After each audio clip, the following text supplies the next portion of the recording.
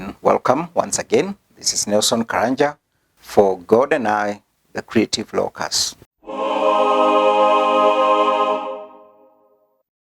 We introduced a conversation, some 2 episodes in the past, that are all centered on God, who God is, and our relationship with Him.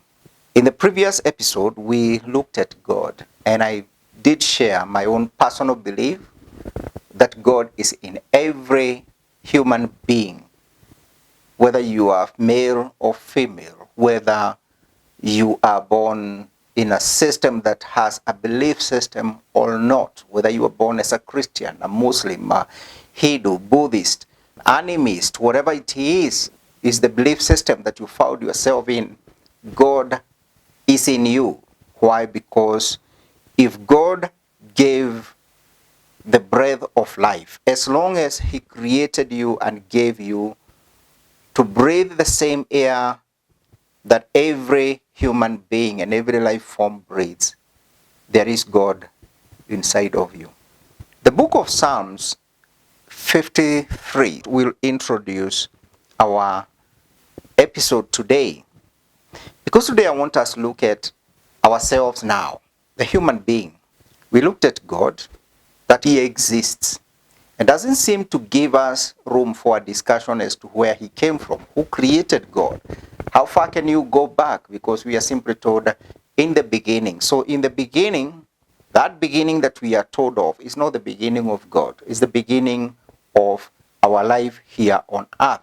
And if we do not know the beginning or beyond that beginning, it means there is something behind there that we do not know, as well as not just about God, but even ourselves. We only know about this space that we have here. This is the miracle of life. This miracle has a beginning and an end in this world of time. You're born, you will die, you'll exit. End of story. It doesn't matter how long you live in this planet, you will exit. Psalms 53 says, "The fool has said in his heart, there is no God." So you can imagine what God thinks of he that believes there is no God. You cannot deny there is God. And it says that God looked from heaven upon the children of men to see if there were any that did understand, that did seek God. God looked to see, is there anyone looking for me? Is there anyone seeking me? The pursuit of God. That's why I said in our previous episode, it helps to pause once in a while and ask yourself, what do you believe? Whoever it is, whatever name you think that authority is, who is he and what is the relationship that you have with him? So the fool says, there is no God. Then you can imagine how many fools you encounter in life. Those who say, there is no God, I don't care, I don't believe in God. Well, they're in. Because you cannot deny that which keeps you alive. It's like saying, I don't believe in oxygen. Now, whether you know oxygen or whether you know the chemical formula of oxygen or not, you breathe and you take it. Whatever you think of it, you need it to survive. So the fool says in his heart, there is no God. And whenever you try to bring up a conversation about God with people who have claimed they don't believe in God, well, some will say the universe, the infinite intelligence, the universal truth, or the universal knowledge. Many words will be used to avoid the mention of the word God.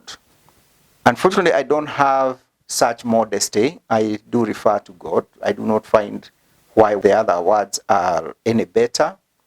But whenever you bring up this question, there's always that question, who then is God? This is the question a man called Moses asked God himself. He had reached a level of understanding and had a relationship with God. In the book of Exodus, chapter 3, verse 13, this is where God sent Moses to go to the children of Israel and help them get out of slavery, get out of bondage. There are many things we will be referring to because at the end of the day, we'll still keep coming back to the relationship between God and man. So in this particular case, Moses is given a task to go and talk to a people who feel God does not care. The children of Israel in Egypt felt abandoned. They are enslaved. Whatever dignity they had has been stripped off. Moses himself had escaped that place, even though he was not born a slave. He was brought up in the house of Pharaoh. But he had escaped. But here, he's being told by God, go and get these people out of Egypt, and I will be with you. And in verse 13, Moses said unto God, behold, when I come unto the children of Israel, and I say unto them, the God of your fathers has sent me unto you, and they shall say to me, what is his name? He had a legitimate concern. He's going to go and tell people who are already angry with God, or they no longer believe in him, because if he did care, 400 years they are in slavery. There is not a shred of hope anywhere that they will get out of it. And now you come and tell them, God cares. God wants to get you out of this situation. If they ask me, what is his name? What shall I say unto them? That is what Moses asked God. The same thing today, if you talk to somebody who is in need and you tell them, God wants to get you out of this. When they are already angry, they are frustrated, they are directionless, and they want to know, what is his name? Where was he all this time? This is what God responded. God said unto Moses, I am that I am. Thus shalt thou say unto the children of Israel, I am has sent me unto you. The great I am. And if you pause right there, you do also get the same kind of sense that God is not looking at a deep conversation about who he is. I am who I am.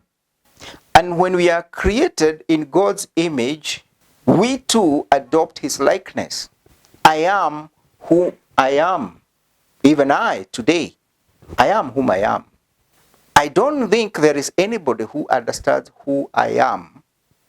People may believe they know me simply because they analyze what I do and what I say I believe.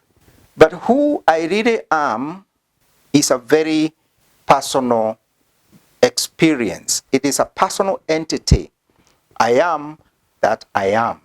This is what Moses was told to go and tell the children of Israel. So, coming back to mankind, to myself, to you, who are you? You do get glimpses that you are more than your name. Think about it. What if today, many people define themselves by what names they were given, I am Nelson, and you'll hear people even spending time to go and check for meanings of their name, like it has some mystical power. And you'll find even on the internet, people trying to find out, if you have this name, these are the characteristics or the qualities that you have. And people spend time, even, dates of birth. Maybe you were born this, and there are horoscopes that people refer to. But the reality is, what if today you are told you're not who you think you are? Maybe your parents are not even your parents. There are people who have only learned when they are grown up that maybe they were adopted. Some of them even stolen. What does that do to you? Because then if you discover that you are not who you thought you are, because you define yourself by your name, what if that was not even your name? If you define yourself by your lineage, you believe that your mother and your father are your parents, and then you discover, no, they are not. That brings a crisis of identity, because then who are you? But at the end of the day, you are who you are.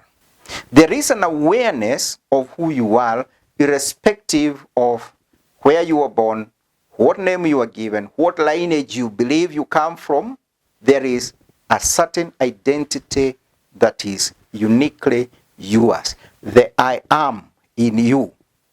That spirit that God put in you is who you are. Because even if today you had, and God forbid, if you got amnesia, you lost your memory.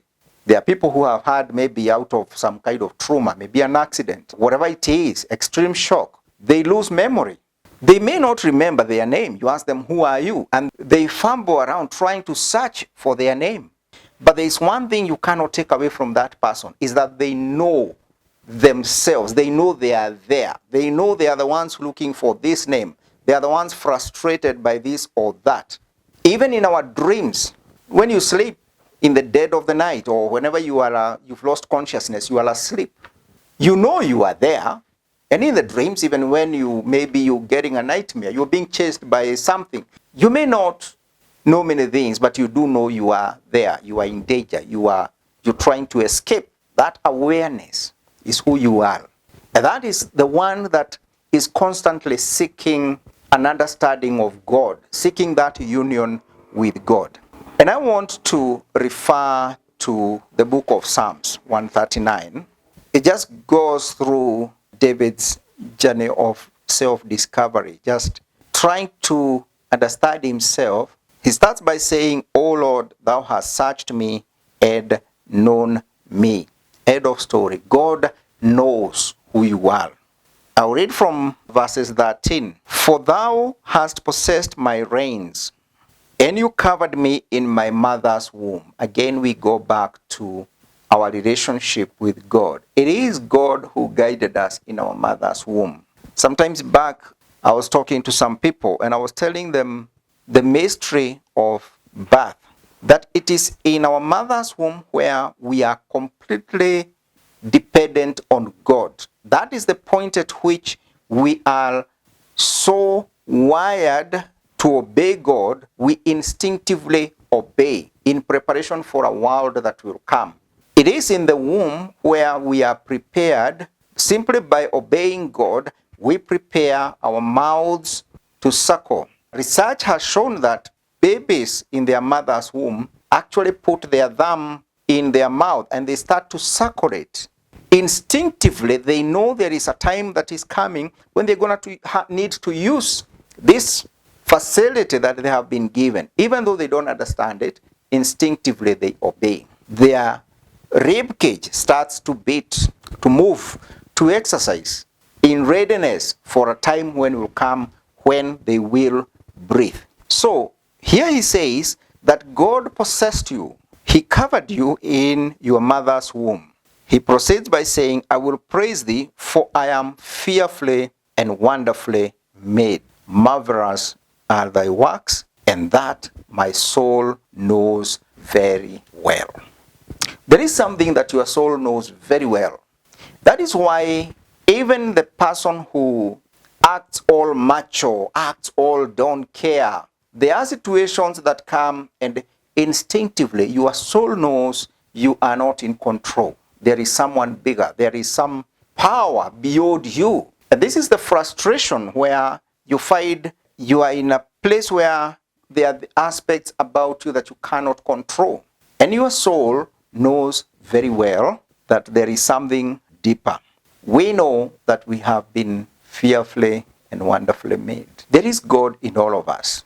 When I say this, Christians said to ask me, "Are you saying that even the murderer, has God?" Well, the thief, the murderer, the rapist, the saint, every human being has God in them, because that's where God deposited himself. When he breathed himself into human life, he exists in everyone.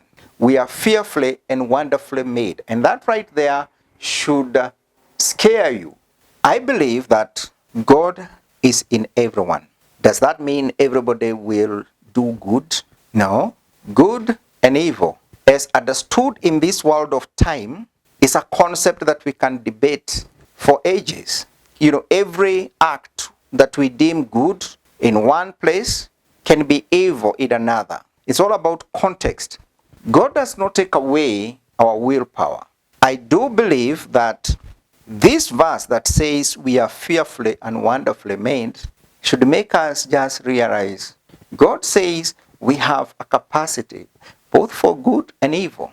Let me tell you, even God says very clearly He is the one who brings good and evil. He is capable of doing both. Our relationship with Him mirrors Himself because He created us in His own image. He says, my substance was not hid from you when I was made in secret and curiously wrought in the lowest parts of the earth. So God saw you. He saw me even before we were formed. And in thy book all my members were written, which in continuance were fashioned when as yet there was none of them. In other words, there is a book in which God has written all about you, all about me. All your days were written in this book. That really brings me to where these words that are ascribed to Jesus, again, they are in Psalms, where He says, here I am, I have come to do thy will.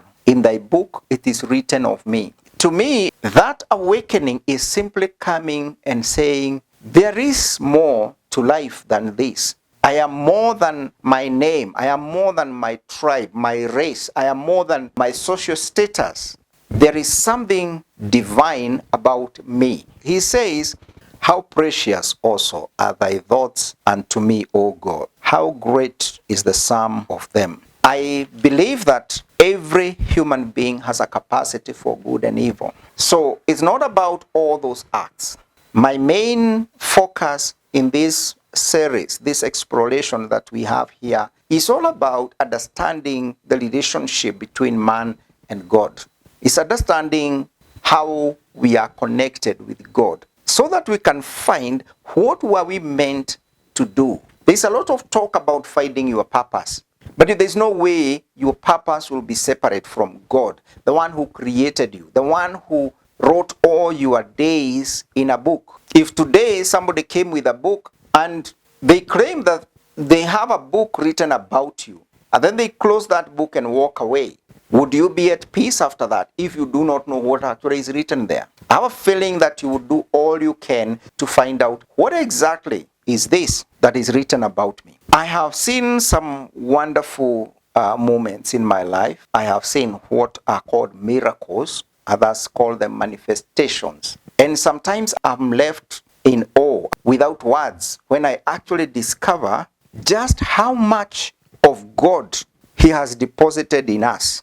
Just how much of His divinity is in every human being. And for us to seek that one out, that is where wisdom comes from. It says that the fear of the Lord is the beginning of wisdom. And if the fear of God is the beginning of wisdom, then we can only get to know more if we fear God. And therein is a word which perhaps deserves an episode all of its own. Fear. To fear God. Every time you mention the fear of God, and I think we will revisit this in a subsequent episode, people tend to think that he's talking about this irrational fear and terror of the unknown.